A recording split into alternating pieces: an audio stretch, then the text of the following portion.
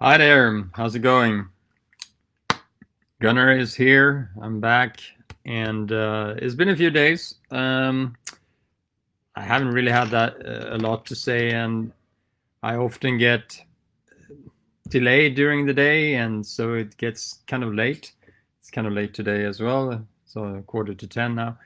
And I always think there's not going to be anyone online, so I I rather delay it until tomorrow, and then tomorrow starts, and I get other things to do and so forth. But anyway, here I am, and I have a few news for you. I wanted to update you a little bit on the situation about the COVID-19 here in Peru. We've had for over maybe like 2.5 weeks or so, maybe even 3 weeks, the numbers, the increasing numbers, or rather the numbers of new cases have been rather constant. It's not exponential anymore, but rather it follows the sort of this a steady rise of about 3,500 to 4,000 cases per day. It's even been as low as 3,000 cases per day. And meanwhile, at the same time, we have had people recovering, and the number of recoveries have been higher than the number of new cases. And this has been the case for about 10 days or so. Yesterday, there was a slightly more, a couple of more hundred cases more of new cases rather than recovered. But anyway, it's going the right way, I think. And so that is positive. We also can see that the flights are resuming on Wednesday, on July 15th, and there will be flights to most places in Peru. They have had a series of requirements for the flights to start, but there will not be a quarantine when one gets to the destination. If you're allowed to fly, first of all, you have to fill in a form stating that you are healthy, etc. They ask you a lot of questions, whether you have had any symptoms, this or that, whether you have had a test, and so forth. And I don't think it's necessary to have a test, but they will give you a screening when you get there, and you have to give this paper that you've signed, that you signed on your honor that this is the truth and nothing but the truth. And then there's also obviously restrictions on the flight and inside the airport as well. So you're not allowed to take your family to wave you goodbye and so forth. Only the passengers are allowed inside. You're also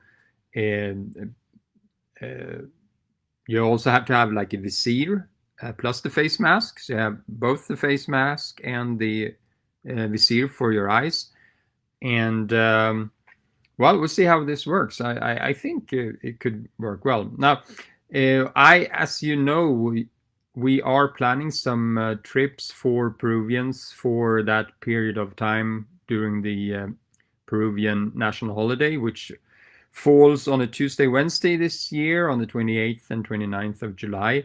And it means that at least some people will take the opportunity to take more days. I think people in general are hesitate to travel. There has also been restrictions on traveling with kids. So, I mean, you until also on Wednesday that will be loosening up, but until then it was not possible for the kids to go out and play and so forth. They were bound to stay at home, and also people above 65 years of age also stay at home. So, but they're loosening up on those restrictions as well. And whether or not that means that whole families can travel for the Fiestas Patrias, for the national holiday or not, I'm not sure yet. Now, so regarding our tours that we wanted to do, there are some limitations, and it means that many of the places that we were thinking of visiting, say Wembo, Abra Patricia, etc., they will still be closed. They are not open yet. So that makes it very difficult to make circuits. In the end, maybe that's a good thing, people don't travel too far, if too big of a circuit, if they would be going on a trip. But nevertheless, it makes it less interesting maybe to take a tour for 8-9 days, because you're pretty much going to be stuck in the same area. Now, on the other hand, I don't think there will be many Peruvians that would want to be birding for 8 days, so maybe 3-4 days would be just fine for a beginner birder to a new area. So I'm still sort of doing the finer stuff on these tours and these itineraries, and I think there will be for 4 days in the Cusco area, and we probably run the same tour over and over and over again, and if we have enough people signed up. And then there will be also a similar tour in the Chiclayo area. Whether or not it can go on to Cajamarca, I'm not certain. There are also many, I've been told there are many roads where the local communities are also setting up roadblocks. They don't want to have any strangers coming through their areas and spreading the virus, or potentially spreading the virus, even if people have been screened, at the airports and so forth. So, and it's, it makes sense for people to be careful, and I totally respect that. So we may not be able to get to Cajamarca either. I don't know yet. But the idea was to get to Cajamarca, and from there also sort of spread down to continue on the road towards Leimebamba and bird that area between Cajamarca and Leimebamba for those days.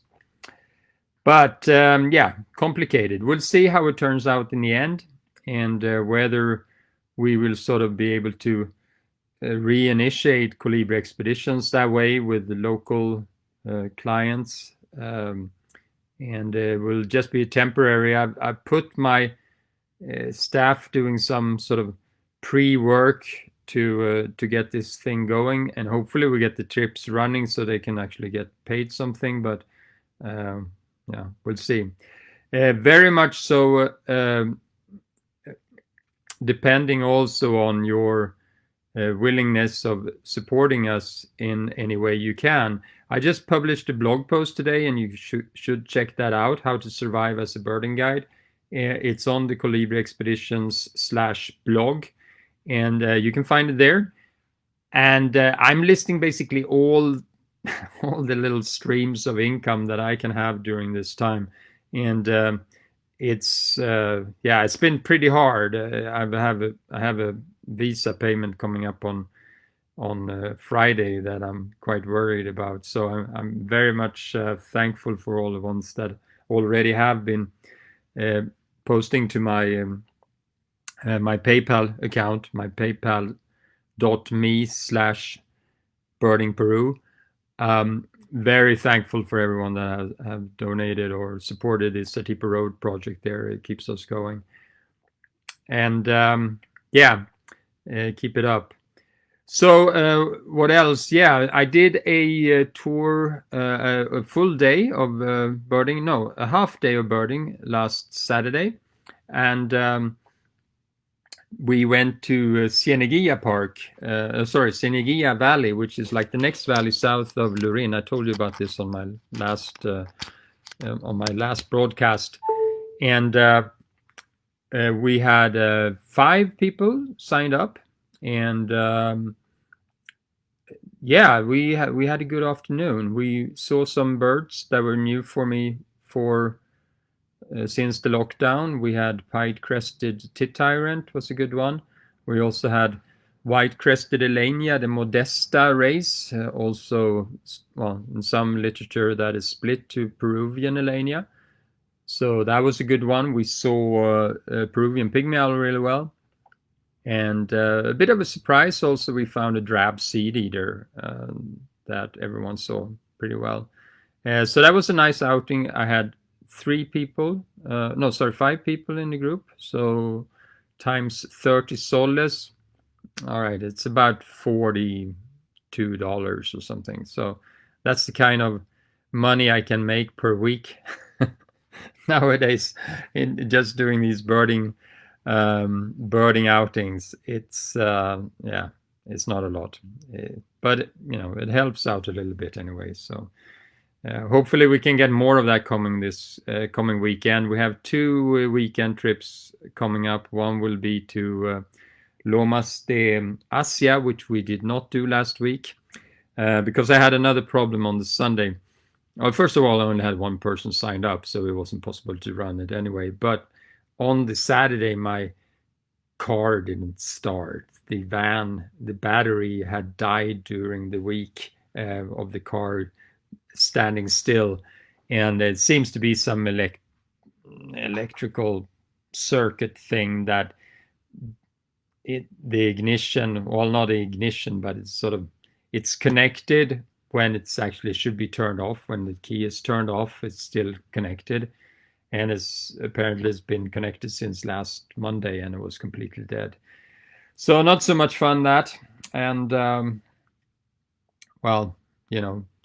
things that happens.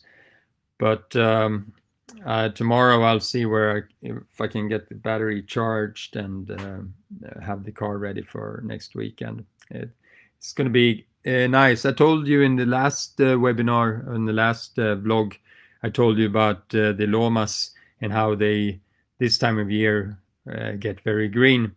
And I'm looking forward to see these lomas de Asia. We are working together with a caretaker there who's been working in the area for a long time, Ivan Reina, and he's promised to help us to visit the area. It's officially closed as well. A lot of the reserves are closed, and it makes also, of course, birding a little bit problematic.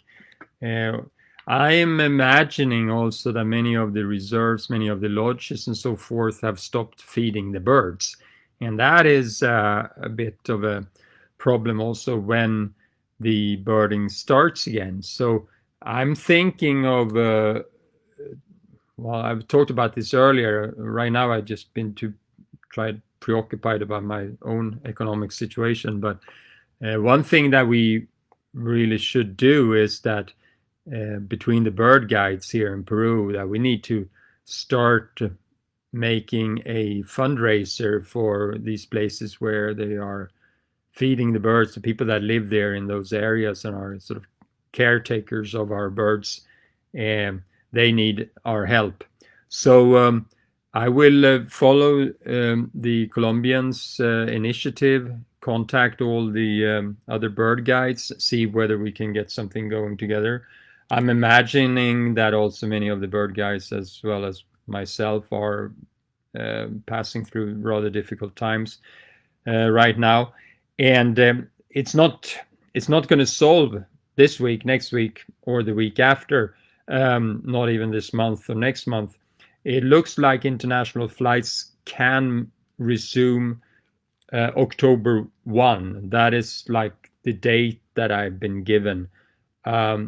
If things turn out for the better before that, maybe earlier.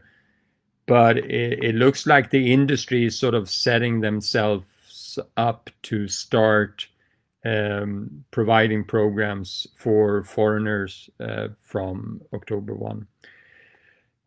On the good news, though, is that I got a request for a Central Peru tour in October. So if we are running tours then, that will be an opportunity for people. A complete Central Peru for 16 days. Actually, he wanted to add 2 days also to look for band-tailed Oropendula, which is also in the Central Peru lowland areas that can be reachable from Villarica. So hopefully that comes through, and if you're interested in this, please send me an email. That may be something for you. And as I've said before in these vlogs, is that if you would like to take a birding tour with Colibri Expeditions and Seven Wonders Birding within the next year or the next 2 years even, or even the 3 years, you could very well decide now that you want to go within this period of time. Help us out with a deposit for the same tour, and if that tour does not run, you can change it to another tour. You can change it for another date for the same tour or a completely different tour. And so by doing so, you would help us keep afloat so we can get through this difficult time. And we also sort of secure some work for the future, something to look forward to. And I think that was pretty much all I had to say for this time. So thank you so much for tuning in, and check out my blog post, and also all previous vlogs that I've posted here before. You can check those as well.